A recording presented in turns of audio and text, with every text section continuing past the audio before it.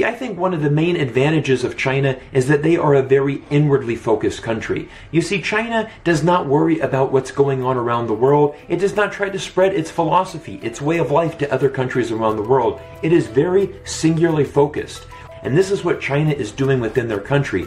They are singularly focusing on China. The Chinese government wakes up every day. How do we improve the lives of Chinese people? How do we improve our country? How do we get better today than we were yesterday? Unfortunately, America, we're spread too thin. We are looking so many other places outside of America. Western countries around the world need to take a page out of China's book, and they need to start looking within. If Western countries look at themselves in the mirror and ask their politicians, stop meddling in other countries' affairs, let's focus on the issues at home and improve ourselves, I think the entire world would be a much better place.